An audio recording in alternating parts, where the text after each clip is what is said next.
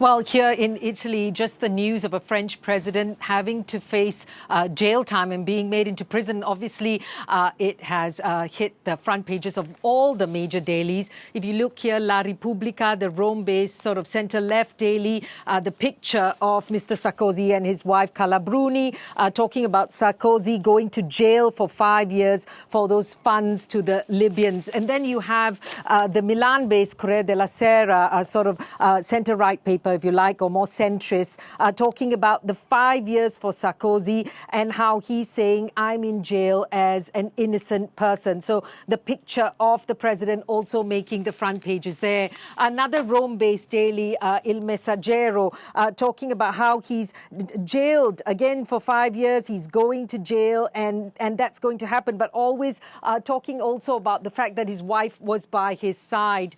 The Turin-based paper, La Stampa, talking about Sarkozy's Bastille. That's the situation that he's facing now. He's being stormed, and that is what is going to be happening to him, going to jail, quoting his wife, saying that hate will not win. And then you have Il Giornale, which is a right-wing paper here at the side, talking about Sarkozy going to prison as well because of what happened vis-a-vis Libya, but saying at one time he was considered a gentleman, but now sort of 14 years later, the magistrates in France have confirmed what Il Giornale has always written itself. So really a response there from the Italian media, very clearly following this story closely. And of course, remembering what Mr. Sarkozy was like when he was president and the situation in terms of relations with Italy.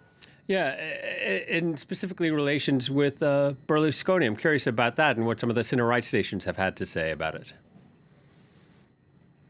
Exactly. I mean, what we're seeing in terms of reactions, we've seen some reactions from the center-right television channels and papers that are sort of controlled and owned by Berlusconi's family and who are known to be close to them.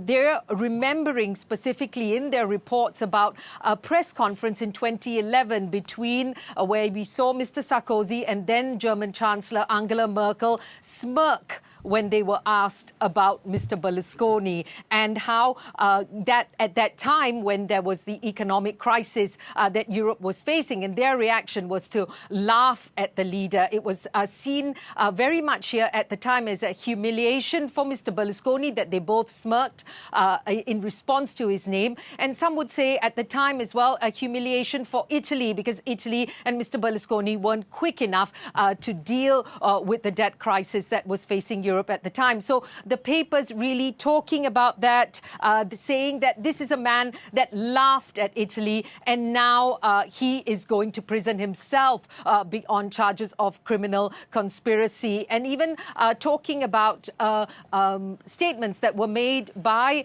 Italy's foreign minister and deputy prime minister, Mr. Tajani, who now leads Mr. Berlusconi's party, Forza Italia. Back in 2023, he made comments to a book written by Mr. Sarkozy about how he may have been partly responsible for Mr. Berlusconi being forced to resign back in 2011, and basically saying that was not fair. And of course, now the papers linked to Mr. Berlusconi and the channels reminding about what's happening, and it feels almost like a comeuppance on what he did when they say he humiliated Italy back then.